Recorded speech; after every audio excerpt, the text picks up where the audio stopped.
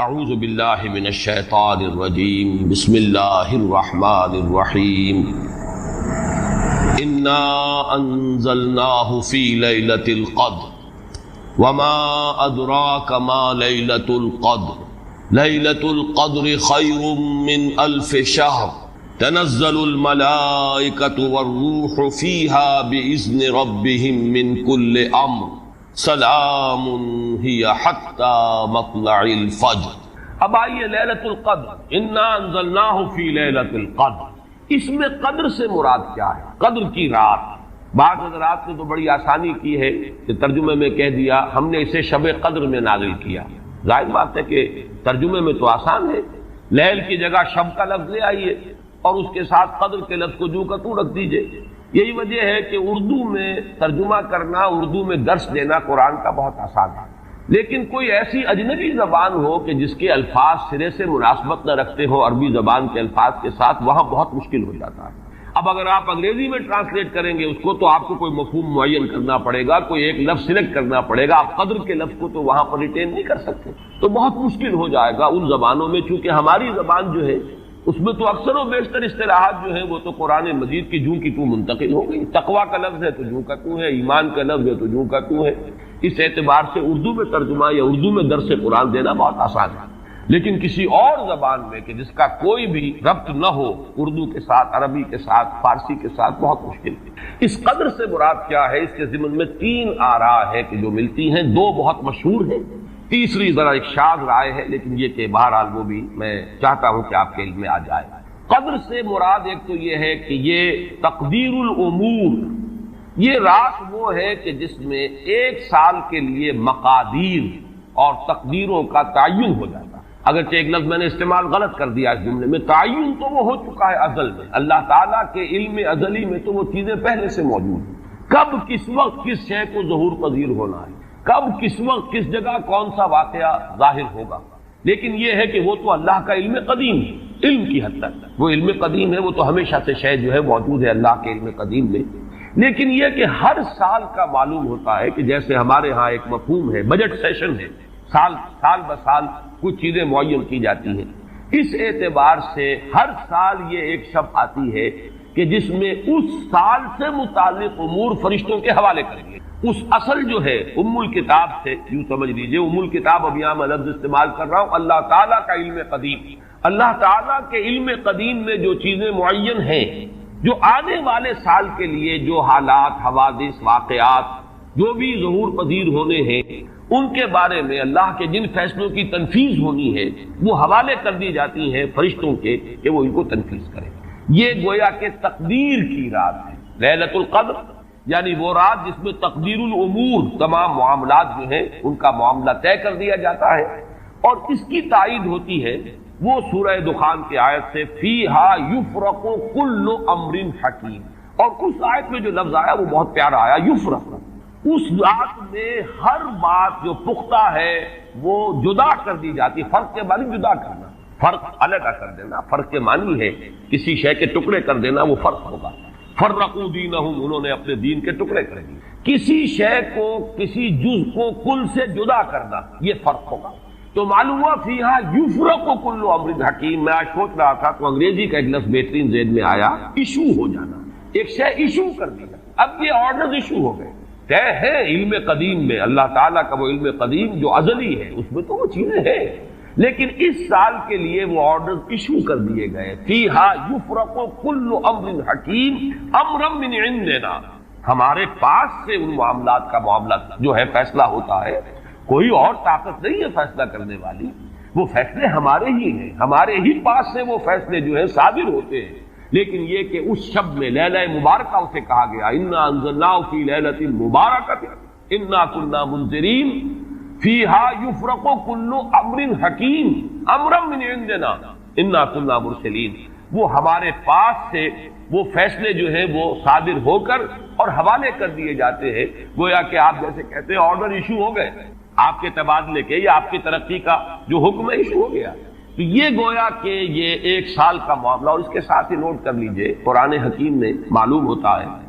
کہ اللہ تعالیٰ کے ہاں سے یہ فیصلے جو ہیں قضاء و قدر کے،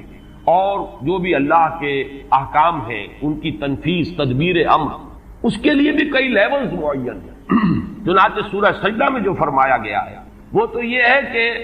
1000 سال کا معاملہ طے ہو جاتا ہے۔ یدبر الامر من السماء الى الارض ثم يعرج الیہ فی یوم کان مقدارہ 1000 سنۃ مما تعدون۔ تمہاری تعداد اور تمہاری گنتی اور تمہارے حساب اور تمہاری تقویم سے جو 1000 سال بنتے ہیں،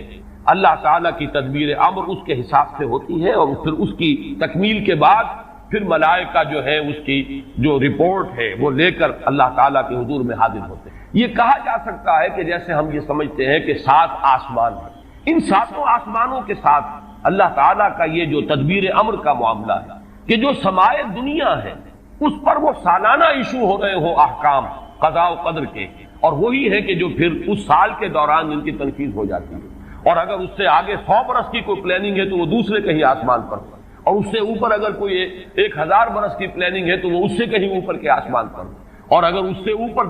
10,000 برس کی کوئی پلاننگ ہے تو اس سے اوپر کے آسمان پر ہو۔ یہ سارے معاملات عین ممکن ہیں۔ یہ عالم امر کی وہ باتیں ہیں جن کو صحیح طور پر سمجھنا ہم صرف اشارات کے حوالے سے کوئی دھندلا سے تصور قائم کر سکتے ہیں کہ قرآن ایک طرف یہ بھی کہہ رہا ہے یدبر الامر من السماء الى الارض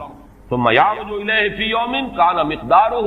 1000 سنۃ مما تعدون۔ سورہ معارج میں یہ بھی ہے تعرج الملائکۃ والروح الیہ فیہا، اس میں فی یوم کان مقدارہ 50,000 سنہ، 50,000 برس کا بھی ایک دن ہے اللہ کا۔ تو ہو سکتا ہے کہ ان تمام مختلف درجہ بدرجہ جو تدبیر امر کے فیصلے اللہ کی طرف سے حکمت الہی اور علم الہی سے جن چیزوں کا کہ ایشو ہو رہا ہو، جس کے کہ احکام صادر ہو رہے ہو، وہ بھی درجہ بدرجہ ہو، اور یہ جو ہے سمائے دنیا پر یہ ایک سالانہ جو ہے نظم اس کا قائم ہو، اور اس کے حوالے سے فرشتوں کو جو اس دنیا کے فرشتے ہیں جو یہاں پر تنفیذ امر کی جو خدمت ہے اس پر مامور ہیں، ان کے حوالے کر دیے جاتے ہیں۔ تو ایک رائے تو میں نے عرض کی کہ قدر سے مراد تقدیر، کہ یہ رات جو ہے تقدیر الامور کی رات ہے، تمام جو امور ہیں ان کے مقادیر، ان کی تعیین، ان کے بارے میں اللہ تعالیٰ کے احکام جو ہے ان کا ایشو ہو جانا۔ ایک رائے یہ ہے کہ یہ قدر سے مراد ہے قدر و منزلت، اونچا رتبہ، علو شان، منزلہ اور شرف۔ اب اس کی تائید ہوتی ہے، معلوم ایسا ہوتا ہے کہ یہ دونوں باتیں تو بیک وقت جو ہے مراد ہے، اسی لیے میں نے کہا یہ دونوں اقوال بہت مشہور بھی ہیں، اور میرے نزدیک یہ دونوں ہی اس میں یہ ذو معنیین لفظ کے طور پر یہاں استعمال ہوا، یہ دونوں ہی مراد ہیں۔ یہ رات خود اپنی جگہ پر بھی بجائے خود، جسے ہم کہتے ہیں بجائے خود بھی بہت قدر و منزلت کی رات ہے، اور اس شب میں 1 سال کے معاملات جو ہیں وہ فرشتوں کے حوالے کر دیے جاتے ہیں۔ اس اعتبار سے اس کو کہا گیا لیلہ مبارکہ، انا انزلناہ فی لیلۃ مبارکہ، یہ خود مبارک ہے، اس کے اندر برکتیں ہیں، اس کے اندر عظمت ہے، اس کی اپنی شان بلند ہے، علو مرتبت کی حامل ہے یہ رات۔ یہ دو مفہوم جو ہیں جب تو میں نے جیسا کہ عرض کیا یہ تو بہت کثرت کے ساتھ ہے اور یہی زیادہ مشہور بھی ہیں، بلکہ ان کے ضمن میں دوسری بات کے ضمن میں ایک نقطہ ترازی کے درجے کی بات ہے، لیکن بات چونکہ حسین ہے وہ میں آپ کو سنا رہا ہوں۔ ابو بکر وراق ہیں جنہوں نے اس میں نقطہ پیدا کیا ہے کہ یہ لیلہ قدر اس لیے ہے لأنہ نزل فیہا کتاب ذو قدر علی لسان ملک ذی قدر علی امت لہا قدر۔ یہ 3 انہوں نے قدر جمع کیے ہیں کہ یہ اس لیے اس کو لیلۃ القدر کہا گیا کہ ایک طرف تو یہ کہ اس میں وہ کتاب نازل ہوئی جو بڑی قدر و منزلت والی کتاب ہے، ثانیاً وہ اس فرشتے کی زبانی نازل ہوئی کہ جو بہت قدر و منزلت کا ذی قوت عند ذی العرش مکین مطاع ثم امین، پھر اس امت کے لیے اس کی تنزیل ہو رہی ہے جس کی بڑی قدر و منزلت ہے اللہ کے ہاں۔ اور شاید اسی وجہ سے وہ کہتے ہیں جناب وراق کہ شاید اسی وجہ سے لفظ قدر جو ہے اس سورہ مبارکہ میں 3 مرتبہ آیا ہے، انا انزلناہ فی لیلۃ القدر وما ادراک ما لیلۃ القدر لیلۃ القدر خیر من الف شہر۔ لیکن جیسا کہ میں نے عرض کیا ہے یہ بس ایک نقطے کے حد تک ہے، ایک دلچسپ نقطہ ہے، میں نے اس کا تذکرہ کر دیا ہے۔ ایک تیسرا مفہوم جو شاذ ہے جو لیا گیا قدر سے، کہ قدر کا ایک مفہوم ہے تنگی کا بھی، جیسے کہ سورۃ الفجر میں ہم پڑھ چکے ہیں فَأَمَّا الْإِنسَانُ إِذَا مَا ابْتَلَاهُ رَبُّهُ فَأَكْرَمَهُ وَنَعَّمَهُ فَيَقُولُ رَبِّي أَكْرَمَنِ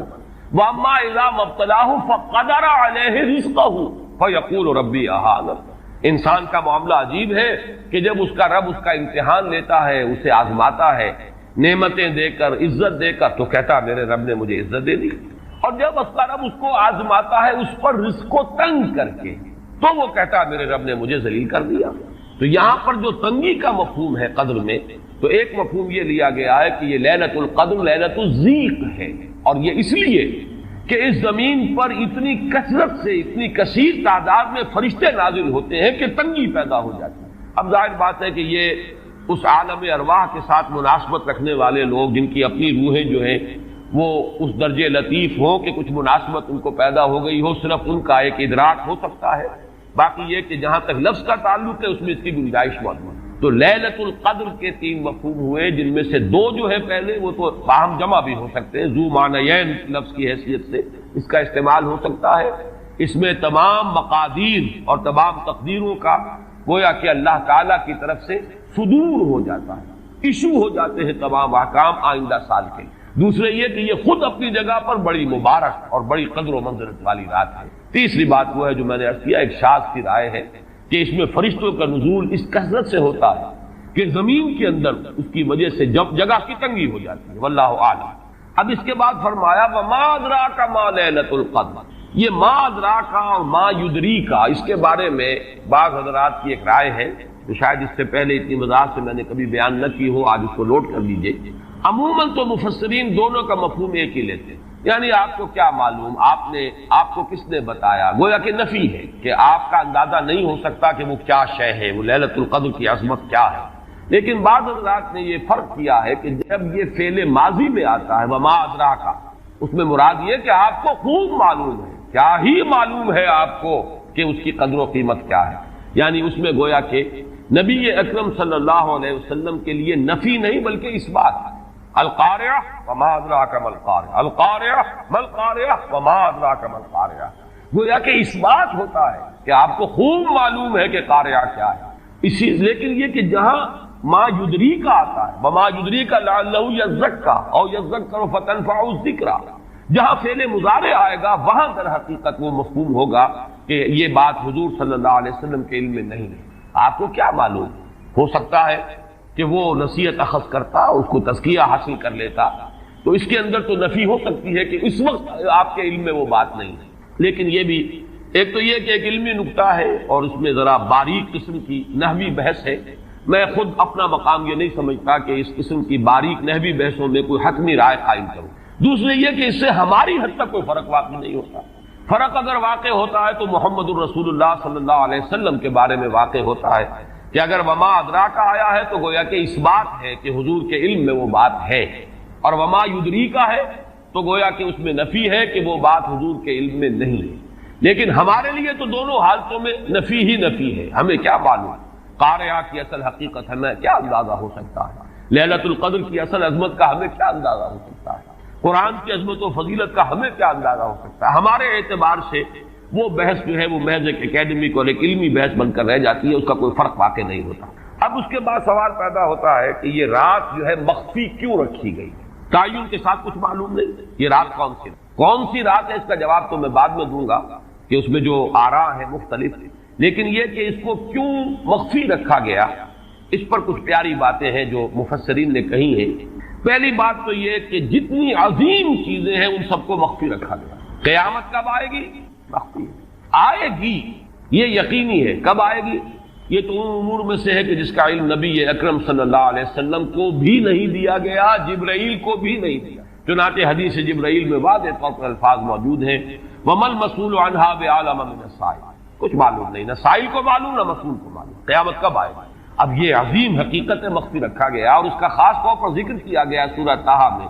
اکاد اخفیھا لتجزی کل نفس بما تسعی۔ اگر تعین کر دیا جاتا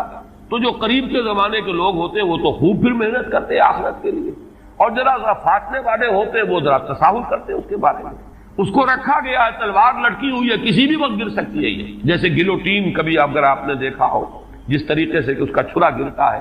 کسی بھی وقت گر سکتی ہے، لہذا ہر وقت چوکس رہو، چوکس میں رہو، جیسے کہ صحابہ کرام کی شان معلوم ہوتی ہے بعض روایات سے کہ ذرا تیز ہوا چلتی تھی تو وہ سمجھتے تھے کہ قیامت آ گئی۔ اس درجے استحضار تھا اعصاب کے اوپر، اس کا اتنا اثر تھا کہ ذرا تیز دھکڑ چلا اور انہوں نے سمجھا قیامت. تو اس طریقے سے قیامت کو مخفی رکھا گیا. اکاد اخفیھا لتجزا کل نفس بما تسعی. نہ آج سے 100 برس پہلے والوں کو معلوم تھا کہ قیامت کب آئے گی، نہ آج والوں کو معلوم ہے. نہ اگر ابھی دنیا کی عمر ہے ابھی 100 برس اور، تو قیامت سے ایک دن پہلے بھی شاید یقینی طور پر معلوم نہ ہو سکے کہ کل قیامت آ رہی ہے. تاکہ ہر وقت جو ہے امتحان اتنا ہی شدید رہے، اتنا ہی کڑا امتحان رہے ہر ایک کے لیے. لتجزا کل نفس بما تجزا بما تسعی، تاکہ ہر ذی نفس کو بدلہ ملے اس کی سعی کے مطابق. اسی طریقے سے موت کا وقت معلوم نہیں. وما تدری نفس بأی ارض تموت. کہاں موت آئے گی کچھ معلوم نہیں، کہاں موت آئے گی، کب موت آئے گی کچھ معلوم نہیں. اسی طرح نوٹ کیجئے صلاۃ وسطیٰ، حافظوا علی الصلوات والصلاۃ الوسطیٰ معین نہیں. اس کے لیے آراء اگرچہ ہے، اکثر آراء جمع ہو گئی ہیں صلاۃ العصر کے بارے میں، لیکن تعین سے حتمی طور پر نہیں کہہ سکتے. یہ رائے بھی ہے کہ کوئی بھی معین نہیں، تمام نمازیں جو ہیں وہ صلاۃ وسطیٰ کے حکم میں. بہترین نماز کوشش کرو کہ پوری محافظت کرو، صرف نماز کی نہیں، بہترین نماز. ہر نماز تمہاری بہترین نماز ہونی چاہیے. ہر روز روز عید ہو، ہر شب برات. اگر اللہ تعالیٰ کے ساتھ کوئی قلبی ربط ہے تو ہر دن جو گزر رہا ہے وہ روز عید ہے، اور ہر شب جو گزر رہی ہے وہ شب برات ہے. لیکن اگر وہ کہ انسان کو غفلت اس کے قلب پر طاری ہے تو وہ عید کا دن بھی اس کے لیے ایک عام دن ہے، اور شب برات بھی اس کے لیے ویسی ہی ایک رات ہے جیسی کہ ہر روز آتی ہے اور چلی جاتی ہے. اس اعتبار سے اس کو بھی خاص جو ہے معین نہیں کیا گیا صلاۃ وسطیٰ کون سی. اسی طرح بعض روایات میں جو آتا ہے اس میں اعظم اللہ کا ایک نام ایسا ہے کہ اس کے واسطے سے اللہ سے جو بات مانگی جائے وہ رد نہیں ہے، لیکن وہ کون سا نہیں بتایا گیا. اقوال ہیں، اندازے ہیں. حی و قیوم پر زیادہ، الحی القیوم پر زیادہ لوگوں کا جو ہے وہ اجماع ہوا ہے، لیکن یہ کہ یقین سے نہیں کہہ سکتے. تو اسی میں اس کو بھی نوٹ کر لیجئے کہ اس کو مخفی رکھا گیا ہے لیلۃ القدر کو. لوگ زیادہ سے زیادہ محنت کریں، زیادہ سے زیادہ مشقت کریں. اس کے لیے جو بھی اس کی قدر و منزلت سے کسی درجے میں آگاہ ہے، وہ اگر معین ہی ہو جاتا کہ ایک شب یہ ہے تو پھر تو سب کے سب اس رات میں محنت کر لیتے، باقی راتیں جو ہیں وہ پھر سونی اور ویران گزرتی. لیکن یہ کہ مطلوب یہ ہے کہ زیادہ سے زیادہ راتیں آباد ہوں، زیادہ سے زیادہ راتوں میں ذکر ہو، عبادت ہو، دعا ہو. اس لیے اس کو مخفی رکھا گیا. یہ حکمت ہے. اس میں بھی ایک عجیب نکتہ ہے جو امام راضی رحمۃ اللہ علیہ نے بیان کیا ہے، اور حوالہ اگرچہ نہیں دیا اس حدیث کا، لیکن ایک روایت کے حوالے سے بات بیان کی ہے کہ اس کے ظاہر نہ کرنے میں بھی اللہ کی ایک شفقت اور رحمت ہے بندوں کے حق میں. اس لیے کہ اس کی قدر جتنی زیادہ ہے اتنی ہی اس کی ناقدری پر سزا ہوگی. اگر معلوم ہو کہ یہ شب ہے اور اس کی ناقدری کو انسان کرے تو گویا کہ پھر وہ اتنا ہی زیادہ مورد عقاب اور مورد سزا بن جائے گا. اس کے لیے ایک بڑا پیارا واقعہ نقل کیا امام راضی نے کہ حضور صلی اللہ علیہ وسلم حضرت علی رضی اللہ تعالی عنہ ایک روز مسجد میں داخل ہوئے. ساتھ ہی آئے ہوئے دیکھا کہ ایک شخص سو رہا ہے، نماز کا وقت ہو چکا تھا. حضور نے حضرت علی سے فرمایا کہ اسے جگا دو، اسے ہوش میں لے آؤ تاکہ یہ وضو کرے، نماز کے لیے تیاری کرے. حضرت علی نے امتثال امر کیا، جا کر جگا دیا. لیکن پھر ایک سوال کیا حضرت علی کہ حضور آپ تو خود نیکی کے کاموں میں بہت سبقت فرمانے والے ہیں، سباق بالخیر یہ لفظ ہے، سبقت کرنے والے بہت کثرت کے ساتھ، تو آپ نے یہ جو ہے یہ کام خود کیوں نہیں فرمایا اور مجھے کیوں اس کے لیے آپ نے حکم دیا؟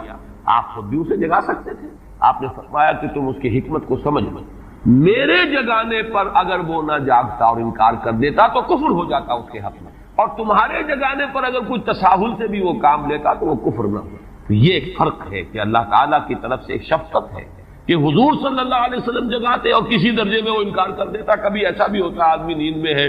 اور وہ کہتا جاؤ جاؤ مجھے آرام کرنے دو. تو اگر میرے ساتھ یہ معاملہ ہوتا تو وہ کفر کے درجے کو پہنچ جاتی بات. لیکن اگر تمہارے ساتھ یہ معاملہ ہو بھی جاتا تو اس درجے شدید نہ ہوتا. تو گویا کہ حضور نے اس شخص پر شفقت کے اعتبار سے یہ شکل اختیار کی کہ خود نہیں جگایا، بلکہ یہ کہ حضرت علی رضی اللہ تعالیٰ عنہ کو حکم دیا کہ اسے جگا دیا. تو یہ نقطہ کہ لیلۃ القدر کے اخفاء میں یہ بات بھی ہے کہ اگر اس کو عیاں کر دیا جاتا، معین کر دیا جاتا، تو پھر جو لوگ اس سے غافل رہتے پھر وہ بہت سخت ناقدری کا ارتکاب کرتے اور بڑی سزا کے مستحق ہو جاتے. اب چھٹی بحث ہے کہ وہ رات کون سی. اگرچہ ایک رائے شاذ یہ بھی ہے کہ وہ رمضان سے باہر کی رات بھی ہو سکتی ہے، لازم نہیں ہے کہ رمضان ہی کی کوئی شب ہو. اس میں چونکہ بعض حضرات نے ایک روایت کی وجہ سے جسے ہم شب برات کہتے ہیں، لیلۃ البرات، یہ شعبان کی 15ویں شب، درمیانی شب، اور اس کے بارے میں ایک روایت موجود ہے حضرت عائشہ صدیقہ رضی اللہ تعالی عنہا کی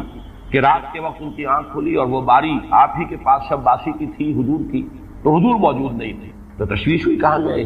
تو جب تلاش کی گئی تو معلوم ہوا کہ حضور جنت البقیع قبرستان میں پہنچے ہوئے ہیں اور وہاں آپ ان کے لیے جو بھی وہاں دفن ہے ان کے لیے استغفار فرما رہے ہیں۔ جب پوچھا گیا معاملہ کیا، تو آپ نے فرمایا یہ بڑی عظیم رات ہے اور اس رات میں فوت ہونے والوں کا فیصلہ ہو جاتا ہے، پیدا ہونے والوں کا فیصلہ ہو جاتا ہے، تو اب وہ بھی ایک لیلہ مبارکہ۔ اسی وجہ سے بعض لوگوں نے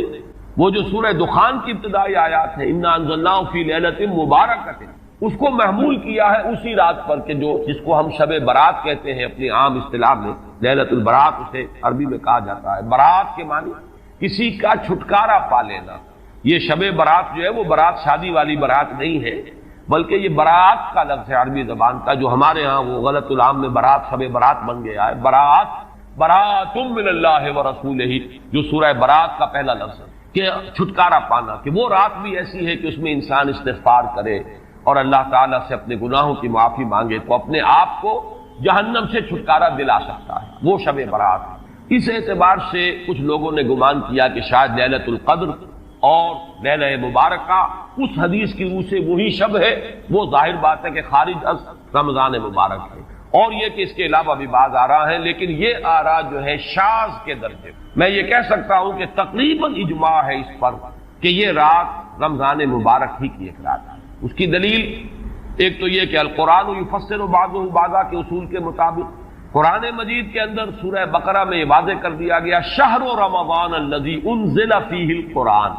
رمضان مبارک کا مہینہ وہ ہے کہ جس میں قرآن نازل کیا گیا، اور یہاں فرمایا انا انزلناہ فی لیلۃ القدر،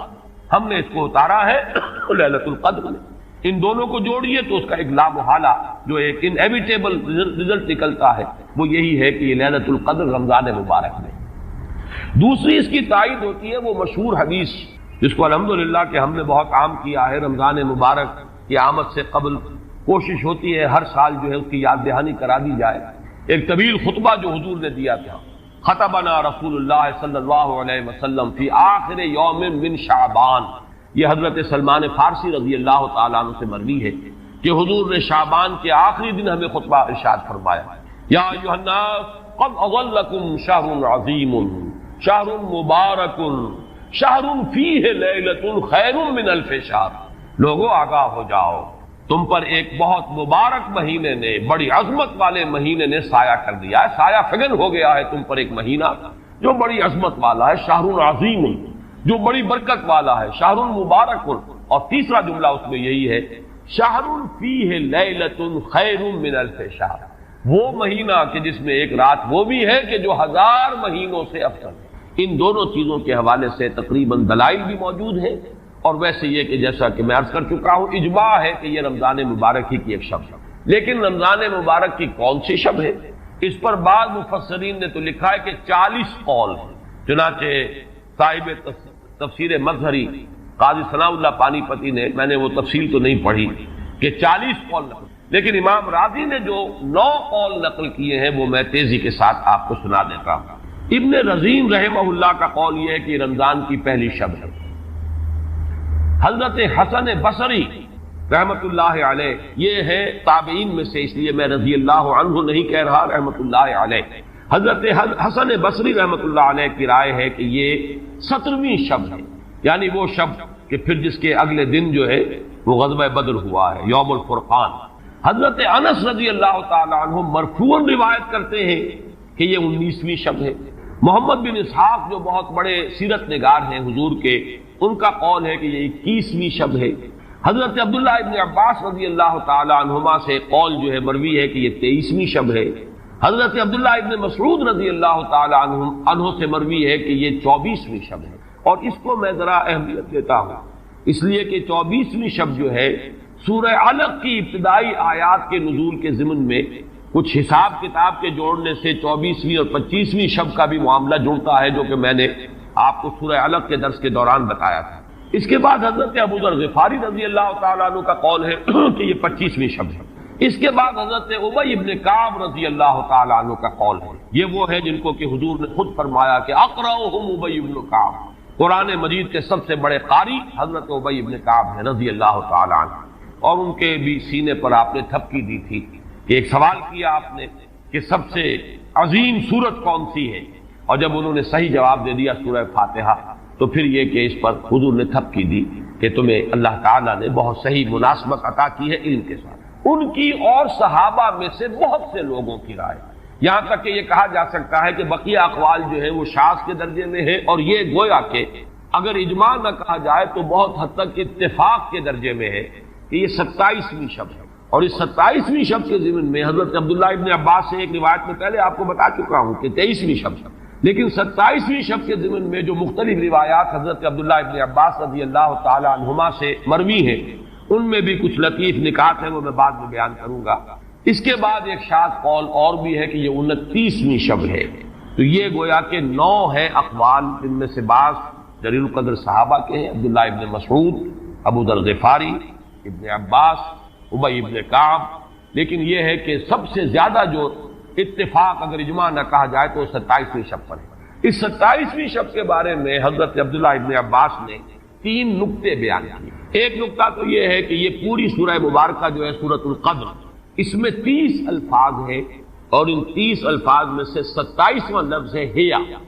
حتی مطلع الفجر، یہ 27واں ہے۔ اس کے اعتبار سے گویا کہ انہوں نے ایک ربط قائم کیا ہے کہ یہ 27ویں شب ہے۔ ایک بات انہوں نے یہ کہی ہے کہ اللہ تعالیٰ کو وطر محبوب ہے، اللہ وطر و یحب الوطر، اللہ خود بھی اکیلا ہے اور وطر کو پسند کرتا ہے۔ پھر یہ کہ وطر جو ہے اب رمضان مبارک کے اندر اگر وہ وطر شمار کیے جائیں گے تو 14-15 وطر بن جائیں گے،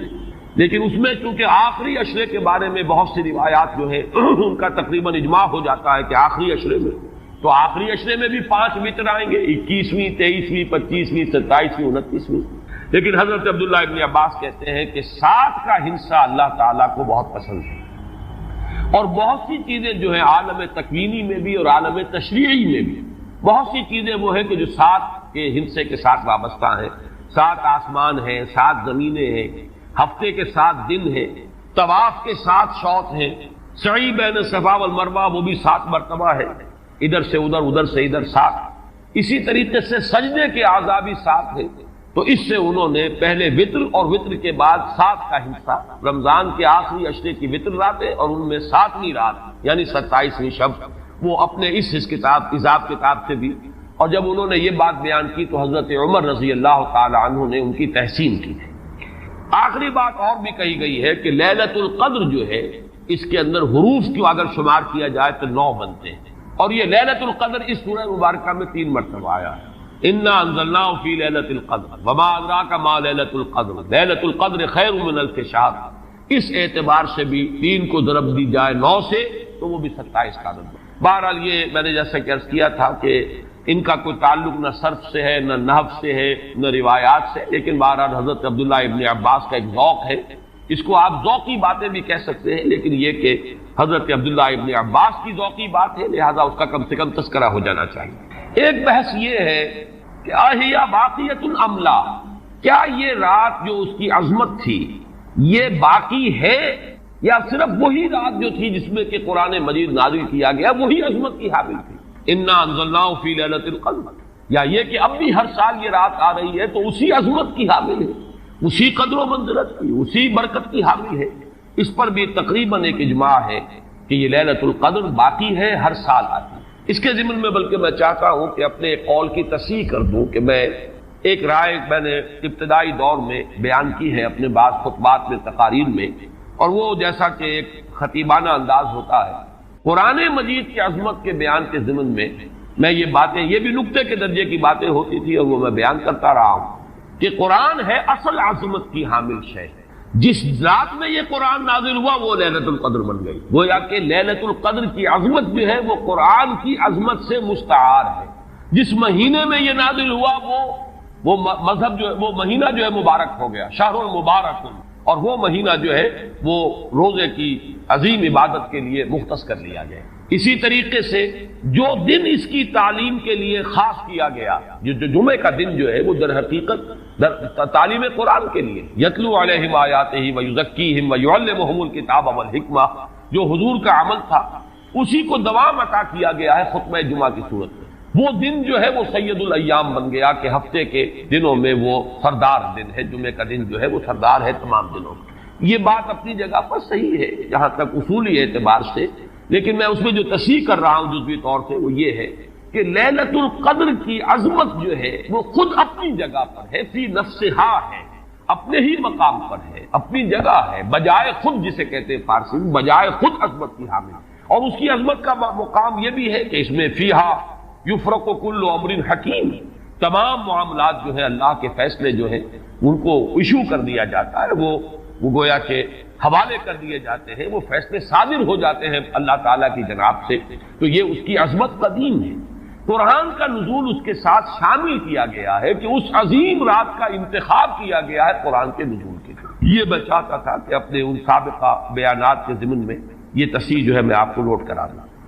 دوسرے یہ کہ آیا اس کے ساتھ اس کا دن بھی اس عظمت میں شامل ہے یا نہیں؟ اس میں بھی اکثر مفسرین کا جواب یہ ہے کہ دن شامل ہے، اس لیے کہ قرآن مجید کا حساب کتاب،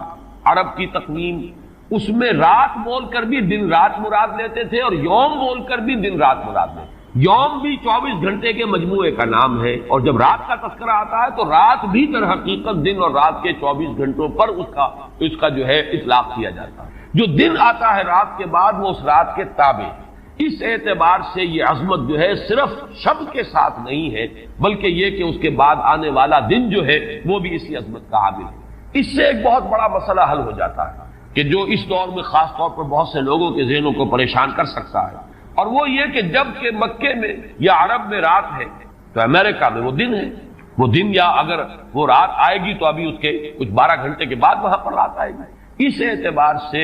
دن جو ہے وہ بھی جب شامل ہو گیا اس کے ساتھ تو معلوم ہوا کہ کرۂ ارضی کا کوئی حصہ بھی، کوئی نقطہ بھی اس برکت اور اس قدر و منزلت سے محروم نہیں رہے گا، اس لیے کہ دن کے رات کے ساتھ وہ دن جو ہے طبعاً شامل۔ اب آئیے کہ یہ خیر من الف شہر، اس سے کیا مراد ہے؟ دو باتیں تو اس میں بالکل واضح ہیں۔ ایک تو اس اعتبار سے کہ اس میں جو عبادت کی جائے، استغفار کیا جائے، ذکر کیا جائے، اس کی قدر و منزلت، اس کے لیے ایک تعبیر ہے، جو انداز اسلوب بیان اختیار کیا گیا وہ یہ ہے، اس سے مراد وہ 1000 مہینے جو ہے گنتی کے 1000 مہینے نہیں ہیں۔ اس کو جن لوگوں نے حساب کر کے 83 برس اور کچھ مہینے نکالے ہوئے تو وہ در حقیقت یہ حساب کتاب نہیں ہوتا۔ عربی زبان میں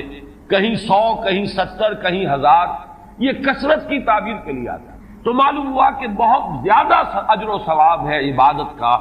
دعا کی قبولیت کا بہت قوی امکان ہے اس شب مبارک میں، اور یہ کہ تقرب الی اللہ کے لیے انسان کوئی کوشاں ہو تو اس کی پیش رفت جو ہے اس شب میں جو ہے وہ بقیہ دنوں اور بقیہ راتوں کی نسبت سے بہت زیادہ ہے۔ اس میں جو ایک اشکال پیدا ہوتا ہے ذہن میں کہ آخر کیا سبب ہے کہ بعض خاص جو دن ہیں یا بعض خاص مہینے ہیں ان کی جو خاص جو فضیلت ہے، تو اس کو میں سمجھتا ہوں کہ بہت عمدگی سے ہمارے مفسرین نے سمجھایا ہے کہ عالم مادی میں بھی ہم یہ چیز دیکھتے ہیں کہ مناسبت ہوتی ہے۔ کوئی فصل ہے گندم کی، اب آپ اگر اس کو غلط موسم میں اگر بو دیں گے تو آپ کا بیج بھی ضائع ہو جائے گا۔ مناسبت ہے، صحیح وقت ہے اس کا، اسی میں اگر وہ فصل جو ہے وہ بوئی جائے گی تو وہ مثمر ہوگی، اس سے آپ کو فصل حاصل ہو جائے گی۔ لیکن اگر آپ نے غیر وقت میں وہی بیج بہترین ہو، دانہ عمدہ سے عمدہ ہو، زمین اچھی سے اچھی ہو، لیکن یہ کہ موسم اگر آپ نے غلط چن لیا ہے تو گویا کہ مناسبت جو ہے اوقات، دنوں، ایام، راتوں، مہینوں، سالوں، ان کے جو بھی ایک خاص مناسبت ہے نیکی کے ساتھ، خیر کے ساتھ، عالم امر کے ساتھ، روحانیت کے ساتھ، عالم ارواح کے ساتھ، اس کو ہم قیاس کر سکتے ہیں کہ جیسے موسموں اور دنوں کا معاملہ ہے، اسی طریقے سے اس عالم ارواح کے اندر اور روحانی عالم کے اندر بھی کچھ ایام ہیں، کچھ دن ہیں، کچھ مہینے ہیں جن کی خصوصی مناسبت ہے۔ چنانچہ رمضان مبارک کا مہینہ ہے، اسی طریقے سے یہ لیلۃ القدر ہے، اس کے اندر جو ہے قدر و منزلت اللہ نے جو رکھی ہے وہ اس کی ایک خصوصیت ہے جس کو ہم، ظاہر بات ہے کہ عالم امر کی اشیاء جو ہے کما حقہ، تو ان کا ادراک اور شعور ہم اس وقت اس زندگی میں، اس دنیا میں حاصل نہیں کر سکتے، لیکن اس کی طرف اس تمثیل کے ذریعے سے کچھ نہ کچھ جو ہے رہنمائی ہو جاتی ہے۔ جیسے کہ قرآن مجید کی عظمت کما حقہ، جیسے کہ وہ عظمت ہے، کما ہیا، کسی انسان کے لیے ممکن نہیں کہ اس کا ادراک اور شعور کر سکے، لیکن مثال دی گئی لو انزلنا هذا القرآن على جبل لرأيته خاشعا متصدعا من خشية الله وتلك الامثال نضربها للناس لعلهم يتفكرون. یہ مثالیں ہم بیان کر دیتے ہیں لوگوں کے لیے کہ جو معاملات، جو امور، جو لطیف حقائق ان کے ادراک و شعور سے ماوراء ہیں، بلند تر ہیں، اس کا کوئی اجمالی اور کوئی مبہم خاکہ تو ان کے ذہن میں آ ہی جائے ایک تمثیل کی مدد سے. اس اعتبار سے اس مادی عالم میں بھی جو موسموں کے اثرات اور ان کی مناسبت یا عدم مناسبت کسی کام کے ساتھ ہے، اس کے حوالے سے ہم سمجھ سکتے ہیں کہ اللہ تعالیٰ نے خاص گھڑیاں، خاص ساعات، جیسے فرمایا گیا کہ جمعے کے دن ایک خاص ساعت ایسی ہے، اب دیکھیے اس کو بھی شمار کر لیجئے، وہ بھی مخفی رکھی گئی ہے کہ وہ ساعت کون سی ہے. ایک خاص ساعت ہے کہ اگر کوئی شخص دعا کرے گا اس گھڑی میں تو وہ رنگ نہیں، لیکن اسے خفیہ رکھ دیا گیا. بعض حضرات کے خیال میں دونوں خطبوں کے درمیان جو وقت ہو جبکہ امام بیٹھتا ہے یہ وقفہ ہے وہ خاص ساعت. بعض حضرات کے نزدیک وہ نماز کے ادا ہونے سے لے کر عصر تک کا وقفہ ہے. لہذا بہت سے حضرات کو آپ نے دیکھا ہوگا کہ وہ جمعے کے روز نماز جمعہ ادا کرنے کے بعد سے عصر تک مسجد میں قیام کرتے ہیں، ذکر اور تلاوت اس میں مشغول رہتے ہیں. بعض حضرات کے نزدیک اس سے مراد ہے اذان ہونے سے نماز کے ادا ہو جانے تک. اذا نودی للصلاۃ من یوم الجمعۃ فاسعوا الی ذکر اللہ وذروا البیع اور فاذا قضیت الصلاۃ فانتشروا فی الارض. ان دونوں کے مابین جو وقت ہے وہ گویا کہ اس کا، لیکن اس کو بھی مخفی رکھ دیا گیا. وہ جو میں نے کچھ لسٹ گنوائی تھی کہ عظمت والی چیزوں کو اللہ نے چھپایا ہے، اسے مخفی رکھا ہے، اسی میں اس کو بھی شامل کر لیجئے کہ ایک گھڑی ہے جمعے کے دن، ایک وقت ہے، ایک ساعت ہے، اس میں جو دعا کی جائے قبول ہو جائے گا. اسی طریقے سے یہ لیلۃ القدر ہے، اسی طریقے سے اور مختلف ہے. تو لیلۃ القدر خیر من الف شہر تنزل الملائکۃ والروح فیہا باذن ربہم من کل امر. نازل ہوتے ہیں فرشتے اور الروح. اگرچہ الروح کے بارے میں اس کا مصداق کیا ہے بہت سے اقوال ہیں، لیکن یہاں پر اکثر و بیشتر مفسرین جو ہے متفق ہیں کہ یہاں مراد حضرت جبرائیل علیہ السلام. فرشتوں میں ان کے چونکہ ایک خاص مقام ہے، بہت اونچا ان کا مقام ہے، کہا جا سکتا ہے سید الملائکہ، تمام فرشتوں کے وہ سردار ہیں. یہی وجہ ہے کہ وہی ہے قرآن کے نازل کرنے والے. یہ عظیم اللہ کا پیغام جو ہے نوع انسان پیام آخری حامل او رحمت للعالمین، تو اس کے لانے والے بھی جو ہے وہ فرشتوں میں، جیسے کہ میں نے وہ آیات آپ کو اس سے پہلے بھی سنائی کہ انہ لقول رسول کریم ذی قوت عند ذی العرش مکین مطاع ثم امین. اب یہ ساری مدح جو ہو رہی ہے، تعریف ہو رہی ہے حضرت جبرائیل علیہ السلام کی، تو یہ گویا کہ عطف الخاص علی العام کی ایک مثال ہے. تمام ملائکہ، الملائکہ بہت سے ملائکہ، اور یہاں پہ اس سے اندازہ کیجئے کہ معلوم ہوتا ہے بہت کثیر تعداد میں ملائکہ ہیں جن کا نزول ہوتا ہے. وہ جو میں نے قدر کا ایک مفہوم بیان کیا گیا تھا کہ اتنے ملائکہ آتے ہیں کہ زمین پر جگہ نہیں رہتی، اور لیلۃ القدر سے مراد لیلۃ الضیق ہے کہ ملائکہ کے لیے اس کا، چونکہ ابھی حال ہی میں مجھے تجربہ ہوا ہے کہ جب ہم نے طواف وداع کیا ہے تو وہ ہم نے دیکھا ہے ضیق کی وہ کیفیت جو ہے، وہ تنگی کہ وہاں پر جگہ جو ہے آدمی کا سانس لینا مشکل ہو جاتا ہے، اس درجے تنگی. تو اب یہ تو ایک عالم مادی کا ضیق تھا جو ہم دیکھا ہے، جس کا ہمیں تجربہ ہو گیا. عالم ارواح میں فرشتوں کا ضیق کہ اتنے اب آئیے لیلۃ القدر، انا انزلناہ فی لیلۃ القدر. اس میں قدر سے مراد کیا ہے؟ قدر کی رات. بعض حضرات نے تو بڑی آسانی کی ہے کہ ترجمے میں کہہ دیا ہم نے اسے شب قدر میں نازل کیا. ظاہر بات ہے کہ ترجمے میں تو آسان ہے، لیل کی جگہ شب کا لفظ لے آئیے اور اس کے ساتھ قدر کے لفظ کو جو کا تو رکھ دیجئے. یہی وجہ ہے کہ اردو میں ترجمہ کرنا، اردو میں درس دینا قرآن کا بہت آسان ہے، لیکن کوئی ایسی اجنبی زبان ہو کہ جس کے الفاظ سرے سے مناسبت نہ رکھتے ہو عربی زبان کے الفاظ کے ساتھ، وہاں بہت مشکل ہو جاتا ہے. اب اگر آپ انگریزی میں ٹرانسلیٹ کریں گے اس کو تو آپ کو کوئی مفہوم معین کرنا پڑے گا، کوئی ایک لفظ سلیکٹ کرنا پڑے گا. آپ قدر کے لفظ کو تو وہاں پر ریٹین نہیں کر سکتے، تو بہت مشکل ہو جائے گا ان زبانوں میں. چونکہ ہماری زبان جو ہے اس میں تو اکثر و بیشتر اصطلاحات جو ہیں وہ تو قرآن مجید کی جوں کی تو منتقل ہو گئی. تقویٰ کا لفظ ہے تو جوں کا تو ہے، ایمان کا لفظ ہے تو جوں کا تو ہے. اس اعتبار سے اردو میں ترجمہ یا اردو میں درس قرآن دینا بہت آسان ہے، لیکن کسی اور زبان میں جس کا کوئی بھی ربط نہ ہو اردو کے ساتھ، عربی کے ساتھ، فارسی کے ساتھ، بہت مشکل ہے. اس قدر سے مراد کیا ہے؟ اس کے ضمن میں 3 آراء ہے کہ جو ملتی ہیں. 2 بہت مشہور ہیں، تیسری ذرا ایک شاذ رائے ہے، لیکن یہ کہ بہرحال وہ بھی میں چاہتا ہوں کہ آپ کے علم میں آ جائے. قدر سے مراد ایک تو یہ ہے کہ یہ تقدیر الامور، یہ رات وہ ہے کہ جس میں ایک سال کے لیے مقادیر اور تقدیروں کا تعین ہو جائے. اگرچہ ایک لفظ میں نے استعمال غلط کر دیا اس جملے میں، تعین تو وہ ہو چکا ہے ازل میں، اللہ تعالیٰ کے علم ازلی میں تو وہ چیزیں پہلے سے موجود ہیں. کب کس وقت کس شے کو ظہور پذیر ہونا ہے، کب کس وقت کس جگہ کون سا واقعہ ظاہر ہوگا. لیکن یہ ہے کہ وہ تو اللہ کا علم قدیم ہے، علم کی حد تک وہ علم قدیم ہے، وہ تو ہمیشہ سے شے جو ہے موجود ہے اللہ کے علم قدیم میں. لیکن یہ کہ ہر سال کا معلوم ہوتا ہے کہ جیسے ہمارے ہاں ایک مفہوم ہے بجٹ سیشن ہے، سال بسال کچھ چیزیں معین کی جاتی ہیں. اس اعتبار سے ہر سال یہ ایک شب آتی ہے کہ جس میں اس سال سے متعلق امور فرشتوں کے حوالے کریں. اس اصل جو ہے ام الکتاب سے یوں سمجھ لیجئے، ام الکتاب اب یہاں میں لفظ استعمال کر رہا ہوں، اللہ تعالیٰ کا علم قدیم. اللہ تعالیٰ کے علم قدیم میں جو چیزیں معین ہیں، جو آنے والے سال کے لیے جو حالات، حوادث، واقعات جو بھی ظہور پذیر ہونے ہیں، ان کے بارے میں اللہ کے جن فیصلوں کی تنفیذ ہونی ہے وہ حوالے کر دی جاتی ہیں فرشتوں کے کہ وہ ان کو تنفیذ. یہ گویا کہ تقدیر کی رات ہے لیلۃ القدر، یعنی وہ رات جس میں تقدیر الامور، تمام معاملات جو ہیں ان کا معاملہ طے کر دیا جاتا ہے.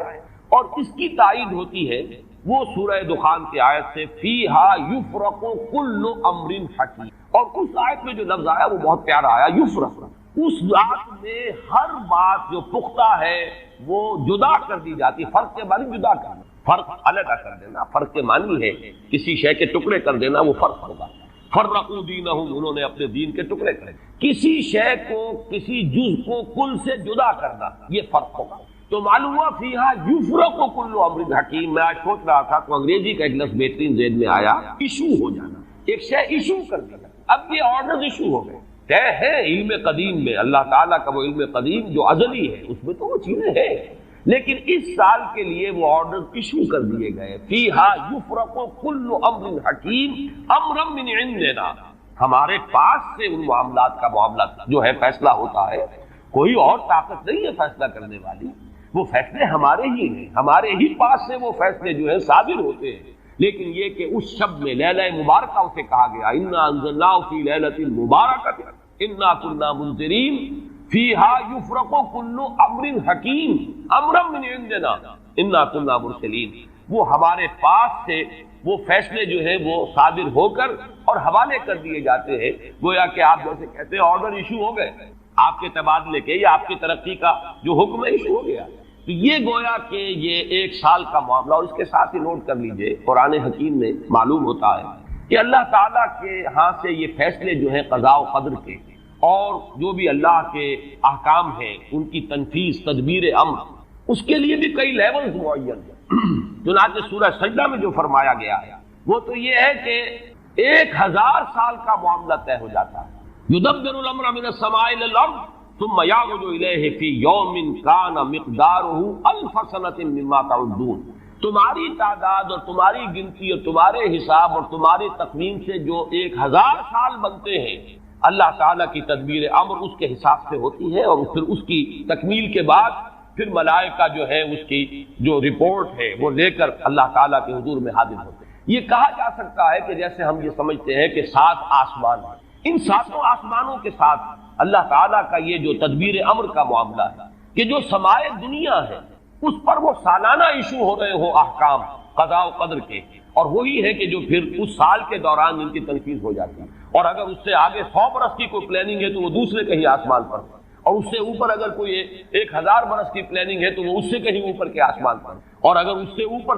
10,000 برس کی کوئی پلاننگ ہے تو اس سے اوپر کے آسمان پر ہو. یہ سارے معاملات عین ممکن ہیں. یہ عالم امر کی وہ باتیں ہیں جن کو صحیح طور پر سمجھنا ہم صرف اشارات کے حوالے سے کوئی دھندلا سا تصور قائم کر سکتے ہیں کہ قرآن ایک طرف یہ نہیں کہہ رہا ہے یدبر الامر من السماء الى الارض ثم يعرج الیہ فی یوم کان مقدارہ الف سنۃ مما تعدون. سورہ معارج میں یہ بھی ہے تعرج الملائکۃ والروح الیہ فیہا، اس میں فی یوم کان مقدارہ 50,000 سنہ، 50,000 برس کا بھی ایک دن. تو ہو سکتا ہے کہ ان تمام مختلف درجہ بدرجہ جو تدبیر امر کے فیصلے اللہ کی طرف سے حکمت الہی اور علم الہی سے جن چیزوں کا کہ ایشو ہو رہا ہو، جس کے کہ احکام صادر ہو رہے ہو، وہ بھی درجہ بدرجہ ہو. اور یہ جو ہے سمائے دنیا پر یہ ایک سالانہ جو ہے نظم اس کا قائم ہو، اور اس کے حوالے سے فرشتوں کو جو اس دنیا کے فرشتے ہیں جو یہاں پر تنفیذ امر کی جو خدمت ہے اس پر مامور ہیں ان کے حوالے کر دیے جاتے ہیں۔ تو ایک رائے تو میں نے عرض کی کہ قدر سے مراد تقدیر، کہ یہ رات جو ہے تقدیر الامور کی رات ہے، تمام جو امور ہیں ان کے مقادیر، ان کی تعیین، ان کے بارے میں اللہ تعالیٰ کے احکام جو ہے ان کا ایشو ہو جانا۔ ایک رائے یہ ہے کہ یہ قدر سے مراد ہے قدر و منزلت، اونچا رتبہ، علو شان، منزلہ اور شرف۔ اب اس کی تعین ہوتی ہے،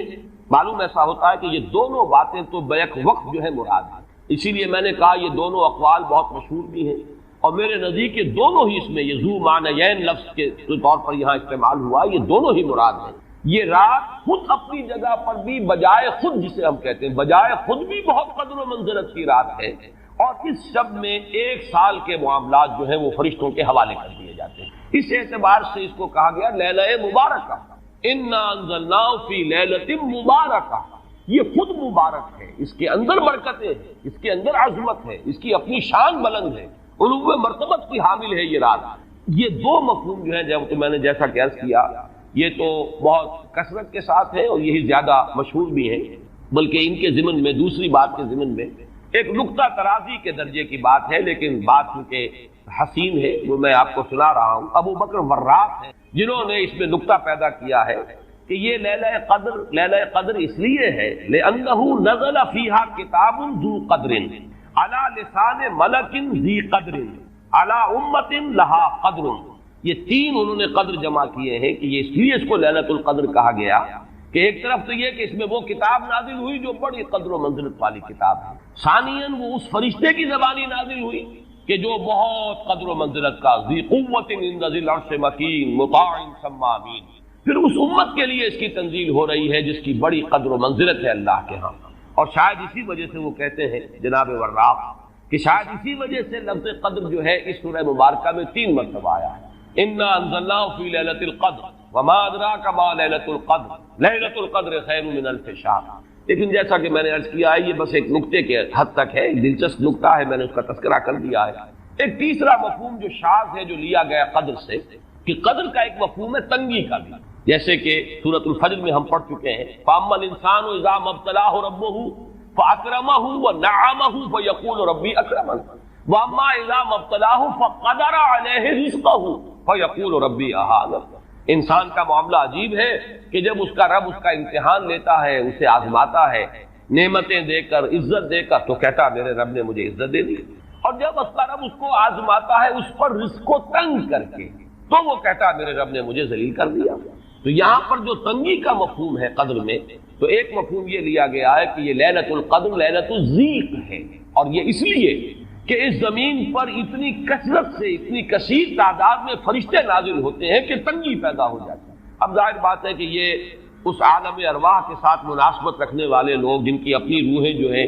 وہ اس درجے لطیف ہوں کہ کچھ مناسبت ان کو پیدا ہو گئی ہو، صرف ان کا ایک ادراک ہو سکتا ہے، باقی یہ کہ جہاں تک لفظ کا تعلق ہے اس میں اس کی گنجائش موجود ہے۔ تو لیلۃ القدر کے 3 مفہوم ہوئے، جن میں سے 2 جو ہے پہلے وہ تو باہم جمع بھی ہو سکتے ہیں، ذو معنیین لفظ کی حیثیت سے اس کا استعمال ہو سکتا ہے۔ اس میں تمام مقادیر اور تمام تقدیروں کا گویا کہ اللہ تعالیٰ کی طرف سے صدور ہو جاتا ہے، ایشو ہو جاتے ہیں تمام احکام آئندہ سال کے۔ دوسرے یہ کہ یہ خود اپنی جگہ پر بڑی مبارک اور بڑی قدر و منزلت والی رات ہے۔ تیسری بات وہ ہے جو میں نے عرض کیا، ایک شاذ سی رائے ہے کہ اس میں فرشتوں کا نزول اس کثرت سے ہوتا ہے کہ زمین کے اندر اس کی وجہ سے جب جگہ کی تنگی ہو جاتی ہے، واللہ اعلم۔ اب اس کے بعد فرمایا وما ادراک ما لیلۃ القدر، یہ ما ادراک اور ما یدریک، اس کے بارے میں بعض حضرات کی ایک رائے ہے جو شاید اس سے پہلے اتنی وضاحت سے میں نے کبھی بیان نہ کی ہو، آج اس کو نوٹ کر لیجئے۔ عموماً تو مفسرین دونوں کا مفہوم ایک ہی لیتے ہیں، یعنی آپ کو کیا معلوم، آپ کو کس نے بتایا، گویا کہ نفی ہے کہ آپ کا اندازہ نہیں ہو سکتا کہ وہ کیا شے ہے، وہ لیلۃ القدر کی عظمت کیا ہے۔ لیکن بعض حضرات نے یہ فرق کیا ہے کہ جب یہ فعل ماضی میں آتا ہے وما ادراک، اس میں مراد یہ کہ آپ کو خوب معلوم ہے، کیا ہی معلوم ہے آپ کو کہ اس کی قدر و قیمت کیا ہے، یعنی اس میں گویا کہ نبی اکرم صلی اللہ علیہ وسلم کے لیے نفی نہیں بلکہ اس بات، القارعہ وما ادراک ما القارعہ، القارعہ ما القارعہ وما ادراک ما القارعہ، گویا کہ اس بات ہوتا ہے کہ آپ کو خوب معلوم ہے کہ قارعہ کیا ہے۔ لیکن یہ کہ جہاں ما یدری کا آتا ہے، وما یدری کا لعلہ یزکا اور یذکر فتنفعہ الذکریٰ، جہاں فعل مضارع آئے گا وہاں در حقیقت وہ مفہوم ہوگا کہ یہ بات حضور صلی اللہ علیہ وسلم کے علم میں نہیں۔ آپ کو کیا معلوم، ہو سکتا ہے کہ وہ نصیحت اخذ کرتا، اس کو تزکیہ حاصل کر لیتا، تو اس کے اندر تو نفی ہو سکتی ہے کہ اس وقت آپ کے علم میں وہ بات نہیں ہے۔ لیکن یہ بھی ایک تو یہ کہ ایک علمی نکتہ ہے اور اس میں ذرا باریک قسم کی نحوی بحث ہے، میں خود اپنا مقام یہ نہیں سمجھتا کہ اس قسم کی باریک نحوی بحثوں میں کوئی حتمی رائے قائم کروں۔ دوسرے یہ کہ اس سے ہماری حد تک کوئی فرق واقع نہیں ہوتا، فرق اگر واقع ہوتا ہے تو محمد الرسول اللہ صلی اللہ علیہ وسلم کے بارے میں واقع ہوتا ہے کہ اگر وما ادراکا آیا ہے تو گویا کہ اس بات ہے کہ حضور کے علم میں وہ بات ہے، اور وما یدری کا ہے تو گویا کہ اس میں نفی ہے کہ وہ بات حضور کے علم میں نہیں ہے۔ لیکن ہمارے لیے تو دونوں حالتوں میں نفی ہی نفی ہے، ہمیں کیا معلوم قارعہ کی اصل حقیقت ہمیں کیا اندازہ ہو سکتا ہے، لیلۃ القدر کی اصل عظمت کا ہمیں کیا اندازہ ہو سکتا ہے، قرآن کی عظمت و فضیلت کا ہمیں کیا اندازہ ہو سکتا ہے۔ ہمارے اعتبار سے وہ بحث جو ہے وہ محض ایک اکیڈمک اور ایک علمی بحث بن کر رہ جاتی ہے، اس کا کوئی فرق واقع نہیں ہوتا۔ اب اس کے بعد سوال پیدا ہوتا ہے کہ یہ رات جو ہے مخفی کیوں رکھی گئی، تعین کے ساتھ کچھ معلوم نہیں، یہ رات کون سی رات ہے، اس کا جواب تو میں بعد میں دوں گا کہ اس میں جو آراء ہے مختلف، لیکن یہ کہ اس کو کیوں مخفی رکھا گیا اس پر کچھ پیاری باتیں ہیں جو مفسرین نے کہی ہیں۔ پہلی بات تو یہ کہ جتنی عظیم چیزیں ہیں ان سب کو مخفی رکھا گیا۔ قیامت کب آئے گی؟ مخفی آئے گی، یہ یقینی ہے۔ کب آئے گی؟ یہ تو ان امور میں سے ہے کہ جس کا علم نبی اکرم صلی اللہ علیہ وسلم کو بھی نہیں دیا گیا، جبرائیل کو بھی نہیں دیا، چنانچہ حدیث جبرائیل میں واضح طور پر الفاظ موجود ہیں وَمَا الْمَسْئُولُ عَنْهَا بِأَعْلَمَ مِنَ السَّائِلِ، کچھ معلوم نہیں، نہ سائل کو معلوم نہ مسئول کو معلوم قیامت کب آئے گی۔ اب یہ عظیم حقیقت مخفی رکھا گیا اور اس کا خاص طور پر ذکر کیا گیا سورہ طٰہٰ میں، اکاد اخفیھا لتجزی کل نفس بما تسعی۔ اگر تعین کر دیا جاتا تو جو قریب کے زمانے کے لوگ ہوتے وہ تو خوب پھر محنت کرتے آخرت کے لیے، اور ذرا فاصلے والے ہوتے وہ ذرا تساہل کرتے اس کے بارے میں۔ اس کو رکھا گیا ہے، تلوار لٹکی ہوئی ہے، کسی بھی وقت گر سکتی ہے، یہ جیسے گلوٹین کبھی اگر آپ نے دیکھا ہو جس طریقے سے کہ اس کا چھرا گرتا ہے، کسی بھی وقت گر سکتی ہے، لہذا ہر وقت چوکس رہو، چوکس میں رہو، جیسے کہ صحابہ کرام کی شان معلوم ہوتی ہے بعض روایات سے کہ ذرا تیز ہوا چلتی تھی تو وہ سمجھتے تھے کہ قیامت آ رہی۔ اس درجے استحضار تھا اعصاب کے اوپر، اس کا اتنا اثر تھا کہ ذرا تیز جھکڑ چلا اور انہوں نے سمجھا قیامت آ رہی۔ تو اس طریقے سے قیامت کو مخفی رکھا گیا۔ اکاد اخفیھا لتجزی کل نفس بما تسعی، نہ آج سے 100 برس پہلے والوں کو معلوم تھا کہ قیامت کب آئے گی، نہ آج والوں کو معلوم ہے، نہ اگر ابھی دنیا کی عمر ہے ابھی 100 برس اور تو قیامت سے ایک دن پہلے بھی شاید یقینی طور پر معلوم نہ ہو سکے کہ کل قیامت آ رہی ہے، تاکہ ہر وقت جو ہے امتحان اتنا ہی شدید رہے، اتنا ہی کڑا امتحان رہے ہر ایک کے لیے، لتجزی کل نفس بما تجزی بما تسعی، تاکہ ہر ذی نفس کو بدلہ ملے اس کی سعی کے مطابق۔ اسی طریقے سے موت کا وقت معلوم نہیں، وما تدری نفس بأی ارض تموت، کہاں موت آئے گی، کہاں موت آئے گی، کب موت آئے گی، کچھ معلوم نہیں۔ اسی طرح نوٹ کیجئے صلاۃ وسطیٰ، حافظوا علی الصلوات والصلاۃ الوسطیٰ، معین نہیں، اس کے لیے آراء اگرچہ ہے، اکثر آراء جمع ہو گئی ہے صلاۃ العصر کے بارے میں، لیکن تعین سے حتمی طور پر نہیں کہہ سکتے۔ یہ رائے بھی ہے کہ کوئی بھی معین نہیں، تمام نمازیں جو ہیں وہ صلاۃ وسطیٰ کے حکم میں، بہترین نماز، کوشش کرو کہ پوری محافظت کرو، صرف نماز کی نہیں، بہترین نماز، ہر نماز تمہاری بہترین نماز ہونی، ہر روز روز عید ہو، ہر شب شب برات۔ اگر اللہ کے تعالیٰ کے ساتھ کوئی قلبی ربط ہے تو ہر دن جو گزر رہا ہے وہ روز عید ہے، اور ہر شب جو گزر رہی ہے وہ شب برات ہے۔ لیکن اگر وہ کہ انسان کو غفلت ان کے قلب پر طاری ہے تو وہ عید کا دن بھی اس کے لیے ایک عام دن ہے، اور شب برات بھی اس کے لیے ویسی ہی ایک رات ہے جیسی کہ ہر روز آتی ہے اور چلی جاتی ہے۔ اس اعتبار سے اس کو بھی خاص جو ہے معین نہیں کیا گیا صلاۃ وسطیٰ کون سی۔ اسی طرح بعض روایات میں جو آتا ہے اس میں اعظم اللہ کا ایک نام ایسا ہے کہ اس کے واسطے سے اللہ سے جو بات مانگی جائے وہ رد نہیں ہے، لیکن وہ کون سا نہیں بتایا گیا۔ اقوال ہیں، اندازے ہیں، حی و قیوم پر زیادہ، الحی القیوم پر زیادہ لوگوں کا جو ہے وہ اجماع ہوا ہے، لیکن یہ کہ یقین سے نہیں کہہ سکتے۔ تو اسی میں اس کو بھی نوٹ کر لیجئے کہ اس کو مخفی رکھا گیا ہے لیلۃ القدر کو۔ لوگ زیادہ سے زیادہ محنت کریں، زیادہ سے زیادہ مشقت کریں، اس کے لیے جو بھی اس کی قدر و منزلت سے کسی درجے میں آگاہ ہے، وہ اگر معین ہی ہو جاتا کہ ایک شب یہ ہے تو پھر تو سب کے سب اس رات میں محنت کر لیتے، باقی راتیں جو ہیں وہ پھر سونی اور ویران گزرتی۔ لیکن یہ کہ مطلوب یہ ہے کہ زیادہ سے زیادہ راتیں آباد ہوں، زیادہ سے زیادہ راتوں میں ذکر ہو، عبادت ہو، دعا ہو، اس لیے اس کو مخفی رکھا گیا. یہ حکمت ہے. اس میں بھی ایک عجیب نکتہ ہے جو امام راضی رحمۃ اللہ علیہ نے بیان کیا ہے، اور حوالہ اگرچہ نہیں دیا اس حدیث کا، لیکن ایک روایت کے حوالے سے بات بیان کی ہے کہ اس کے ظاہر نہ کرنے میں بھی اللہ کی ایک شفقت اور رحمت ہے بندوں کے حق میں، اس لیے کہ اس کی قدر جتنی زیادہ ہے اتنی ہی اس کی ناقدری پر سزا ہوگی. اگر معلوم ہو کہ یہ شب ہے اور اس کی ناقدری کو انسان کرے تو گویا کہ پھر وہ اتنا ہی زیادہ مورد عقاب اور مورد سزا بن جائے گا. اس کے لیے ایک بڑا پیارا واقعہ نقل کیا امام راضی نے کہ حضور صلی اللہ علیہ وسلم حضرت علی رضی اللہ تعالی عنہ ایک روز مسجد میں داخل ہوئے، ساتھ ہی آئے ہیں، دیکھا کہ ایک شخص سو رہا ہے، نماز کا وقت ہو چکا تھا. حضور نے حضرت علی سے فرمایا کہ اسے جگا دو، اسے ہوش میں لے آؤ تاکہ یہ وضو کرے، نماز کے لیے تیاری کرے. حضرت علی نے امتثال امر کیا، جا کر جگا دیا. لیکن پھر ایک سوال کیا حضرت علی کہ حضور آپ تو خود نیکی کے کاموں میں بہت سبقت فرمانے والے ہیں، سباق بالخیر یہ لفظ ہے، سبقت کرنے والے بہت کثرت کے ساتھ، تو آپ نے یہ جو ہے یہ کام خود کیوں نہیں فرمایا اور مجھے کیوں اس کے لیے آپ نے حکم دیا؟ آپ خود بھی اسے جگا سکتے تھے. آپ نے فرمایا کہ تم اس کی حکمت کو سمجھ لو، میرے جگانے پر اگر وہ نہ جاگتا اور انکار کر دیتا تو کفر ہو جاتا اس کے حق میں، اور تمہارے جگانے پر اگر کوئی تساہل سے بھی وہ کام لیتا تو وہ کفر نہ ہو. تو یہ ایک فرق ہے کہ اللہ تعالیٰ کی طرف سے ایک شفقت ہے کہ حضور صلی اللہ علیہ وسلم جگاتے اور کسی درجے میں وہ انکار کر دیتا. کبھی ایسا بھی ہوتا آدمی نیند میں ہے اور وہ کہتا جاؤ جاؤ مجھے آرام کرنے دو، تو اگر میرے ساتھ یہ معاملہ ہوتا تو وہ کفر کے درجے کو پہنچ جاتی بات. لیکن اگر تمہارے ساتھ یہ معاملہ ہو بھی جاتا تو اس درجے شدید نہ ہوتا. تو گویا کہ حضور نے اس شخص پر شفقت کے اعتبار سے یہ شکل اختیار کی کہ خود نہیں جگایا، بلکہ یہ کہ حضرت علی رضی اللہ تعالیٰ عنہ کو حکم دیا کہ اسے جگا دیا. تو یہ نقطہ کہ لیلۃ القدر کے اخفاء میں یہ بات بھی ہے کہ اگر اس کو عیاں کر دیا جاتا، معین کر دیا جاتا، تو پھر جو لوگ اس سے غافل رہتے پھر وہ بہت سخت ناقدری کا ارتکاب کرتے اور بڑی سزا کے مستحق ہوتے. اب آپ چھٹی بحث ہے کہ وہ رات کون سی. اگرچہ ایک رائے شاذ یہ بھی ہے کہ وہ رمضان سے باہر کی رات بھی ہو سکتی ہے، لازم نہیں ہے کہ رمضان ہی کی کوئی شب ہو. اس میں چونکہ بعض حضرات نے ایک روایت کی وجہ سے یہ جسے ہم شب برات کہتے ہیں، لیلۃ البرات، یہ شعبان کی 15ویں شب، درمیانی شب، اور اس کے بارے میں ایک روایت موجود ہے حضرت عائشہ صدیقہ رضی اللہ تعالی عنہا کی کہ رات کے وقت ان کی آنکھ کھلی اور وہ باری آپ ہی کے پاس شب باسی کی تھی حضور کی، تو حضور موجود نہیں تھے. تو تشویش ہوئی کہاں گئے. تو جب تلاش کی گئی تو معلوم ہوا کہ حضور جنت البقیع قبرستان میں پہنچے ہوئے ہیں اور وہاں آپ ان کے لیے جو بھی وہاں دفن ہے ان کے لیے استغفار فرما رہے ہیں. جب پوچھا گیا معاملہ کیا تو آپ نے فرمایا یہ بڑی عظیم رات ہے اور اس رات میں فوت ہونے والوں کا فیصلہ ہو جاتا ہے، پیدا ہونے والوں کا فیصلہ ہو جاتا ہے. تو اب وہ بھی ایک لیلہ مبارکہ. اسی وجہ سے بعض لوگوں نے وہ جو سورہ دخان کی ابتدائی آیات ہے انا انزلناہ فی لیلۃ مبارکہ، اس کو محمول کیا ہے اسی رات پر کہ جو جس کو ہم شب برات کہتے ہیں اپنی عام اصطلاح میں، لیلۃ البرات اسے عربی میں کہا جاتا ہے. برات کے معنی کسی کا چھٹکارا پا لینا. یہ شب برات جو ہے وہ برات شادی والی برات نہیں ہے،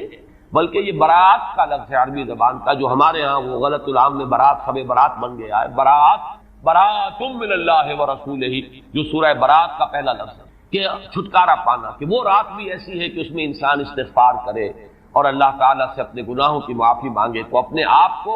جہنم سے چھٹکارا دلا سکتا ہے. وہ شب برات. اس اعتبار سے کچھ لوگوں نے گمان کیا کہ شاید لیلۃ القدر اور لیلہ مبارکہ اس حدیث کی روح سے وہی شب ہے. وہ ظاہر بات ہے کہ خارج از رمضان مبارک ہے. اور یہ کہ اس کے علاوہ بھی بعض آراء ہیں، لیکن یہ آراء جو ہے شاذ کے درجے. میں یہ کہہ سکتا ہوں کہ تقریباً اجماع ہے اس پر کہ یہ رات رمضان مبارک ہی کی ایک رات ہے. اس کی دلیل ایک تو یہ کہ القرآن یفسر بعضہ بعضا کے اصول کے مطابق قرآن مجید کے اندر سورہ بقرہ میں واضح کر دیا گیا شہر رمضان الذی انزل فیہ القرآن، رمضان مبارک کا مہینہ وہ ہے کہ جس میں قرآن نازل کیا گیا. اور یہاں فرمایا انا انزلناہ فی لیلۃ القدر، ہم نے اس کو اتارا ہے لیلۃ القدر میں. ان دونوں کو جوڑیے تو اس کا ایک لا محالہ جو ایک انیویٹیبل رزلٹ نکلتا ہے وہ یہی ہے کہ یہ لیلۃ القدر رمضان مبارک میں. دوسری اس کی تائید ہوتی ہے وہ مشہور حدیث جس کو الحمدللہ کہ ہم نے بہت عام کیا ہے. رمضان مبارک کی آمد سے قبل کوشش ہوتی ہے ہر سال جو ہے اس کی یاد دہانی کرا دی جائے. ایک طویل خطبہ جو حضور نے دیا تھا، خطبنا رسول اللہ صلی اللہ علیہ وسلم فی آخر یوم من شعبان، یہ حضرت سلمان فارسی رضی اللہ تعالیٰ عنہ سے مروی ہے کہ حضور نے شعبان کے آخری دن ہمیں خطبہ ارشاد فرمایا. یا ایھا الناس قد اضلکم شہر عظیم شہر مبارک شہر فیہ لیلۃ خیر من الف شہر. لوگوں آگاہ ہو جاؤ، تم پر ایک بہت مبارک مہینے نے، بڑی عظمت والے مہینے نے سایہ کر دیا ہے، سایہ فگن ہو گیا ہے تم پر ایک مہینہ جو بڑی عظمت والا ہے، شہر عظیم جو بڑی برکت والا ہے، شہر مبارک. اور تیسرا جملہ اس میں یہی ہے شہر فیہ لیلۃ خیر من الف شہر، وہ مہینہ کہ جس میں ایک رات وہ بھی